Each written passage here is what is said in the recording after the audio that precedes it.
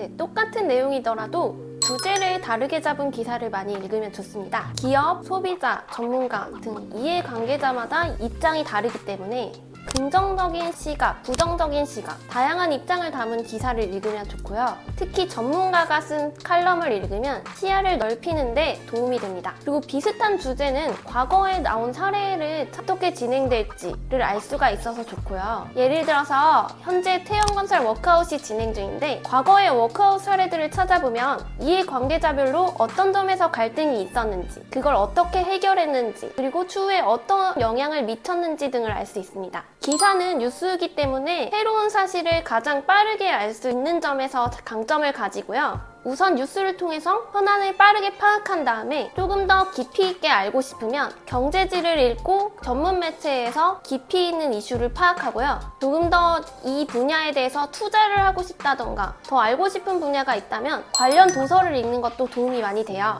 예를 들어서 경기 침체의 우려가 많이 나오고 있는데 이런 경우에는 경기 침체를 다룬 위기의 징조들이라든지 위기를 쏟아 이런 도서를 읽으면 좋고요. 반도체가 요즘에 뜨고 있다 하면은 반도체에 관련된 도서, 칩워 같은 것을 읽으면 좋습니다. 그러한 과정을 통해서 시야가 굉장히 넓어질 수 있습니다. 전반적인 이슈는 뉴스를 통해 빠르게 파악하고 조금 더 깊이 있거나 내가 관심 있는 분야에 대해서는 전문적인 내용을 좀 더 보시는 게 도움이 됩니다. 뉴스가 기본적으로 팩트를 다루기 때문에 사실이 기반인 것은 맞지만 한쪽에 치우쳐질 수는 있거든요. 기자에 따라서 반영하는 이해관계자의 입장이나 시선이 다르기 때문인데요. 이렇게 다양한 시각의 글을 읽고 깊이 있는 내용까지 파악하면 옳고 그름을 파악하는 데 더 도움이 됩니다. 경제지는 우리나라 경제 상황이나 업권의 이슈를 전반적으로 다루는 매체고요. 예를 들어서 우리나라에는 한국경제, 매일경제, 서울경제가 3대 경제지입니다. 그리고 경제 전문 매체는 큰 이슈를 회사별로 조금 더 잘게 쪼개서 깊이 있는 분석을 하는 매체라고 보시면 되는데요. 예를 들어서 더벨, 연합인포맥스, 딜사이트 등이 있습니다.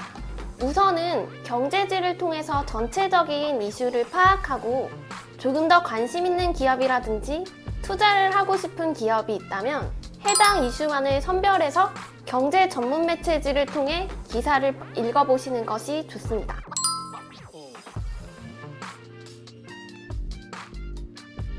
주식 투자는 법적으로는 금지가 돼 있지는 않은 걸로 알고 있습니다. 그래서 투자는 하는데 해당 분야에 대한 투자는 조금 이해 상충 우려가 있어서 대체적으로 직업윤리상 안 하는 편이에요. 다른 분야에 대한 투자는 하는데 정보를 알게 되더라도 단독이 조금 시간 싸움이다 보니 욕심이 있는 기자들이라면 기사를 빨리 쓰고 싶은 마음이 커서 투자를 못하는 경우도 많아요. 투자가 좀 타이밍이잖아요. 기사를 쓰자마자 빵 오르는 경우가 많은데 일단 기사를 빨리 쓰자 이런 욕심이 있는 기자들이 많습니다. 주식 투자가 법적으로 금지되어 있진 않지만 윤리적으로는 좀 금지가 돼 있는 편이긴 해요. 코인에서는 그런 게 없잖아요. 약간 코인이 제도권으로 들어오기 전인데 코인은 이제 감시나 이런 것도 없기 때문에 사실 산 기자들도 좀 있는 걸로 알고 있습니다.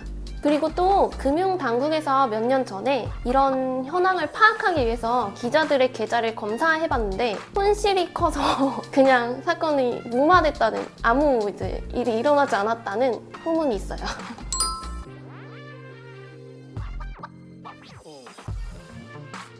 예를 들어서 레고랜드 사태라는 용어 아시죠? 2022년에 김진태 강원도지사의 발언으로 레고랜드 사태가 발발했는데 지금 레고랜드 코리아에서 신용도랑 명예훼손이 일어났다면서 레고랜드의 이미지가 너무 안 좋아진 거예요. 그래서 레고랜드 코리아에서 모든 매체에 레고랜드 사태라는 단어가 사용될 때마다 정정 요청을 하고 있는데요. 강원 중도개발공사 회생 신청으로 기재해달라고 하고 있지만 사실 이미 굳어진 표현이라 정정이 잘 되지는 않고 있습니다.